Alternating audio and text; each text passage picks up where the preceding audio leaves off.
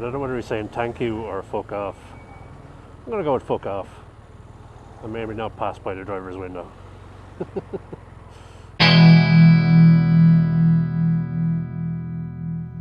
And we're off.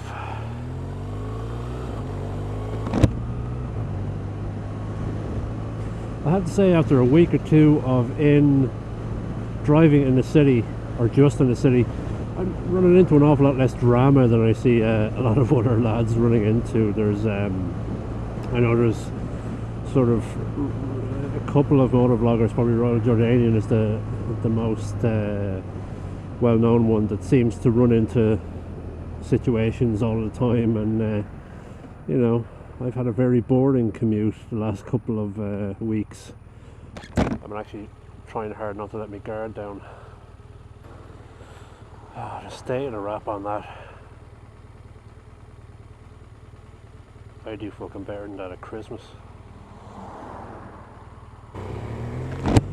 Maybe I just have a higher threshold as to what's interesting or noteworthy or what'll make it onto a video.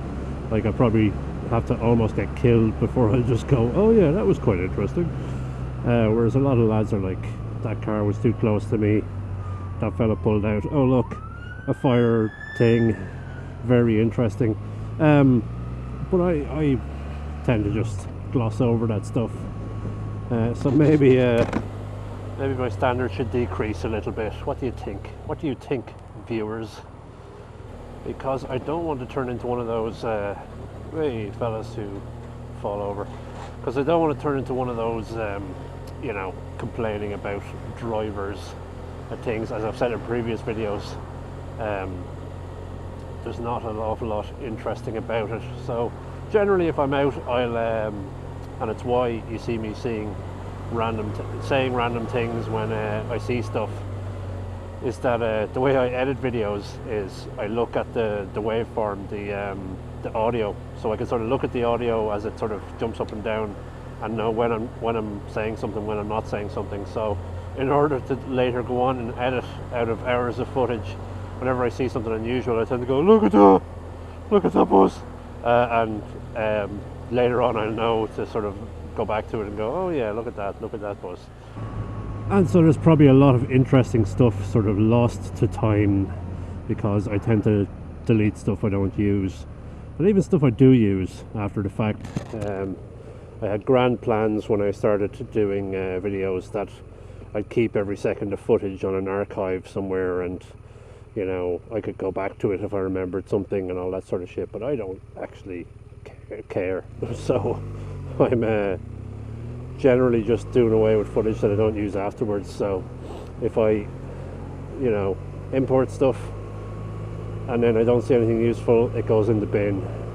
So there's probably a load of stuff that I have deleted over time that I forget about because I see something interesting and I go blah blah blah, and then 2 minutes later I've forgotten what it was, or I go back afterwards and it doesn't fit into a video, into the overall narrative of the video, or it's just not as interesting after the fact. Look, a fucking dog, you know, and it doesn't really work out.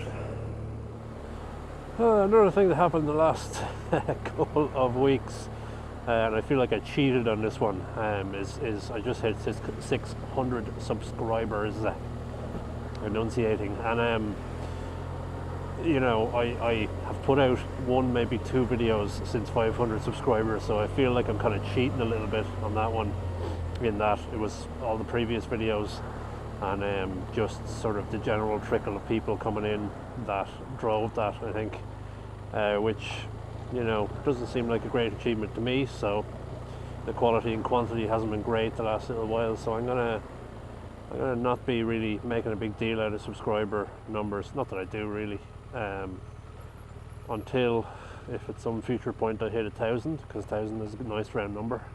But you know,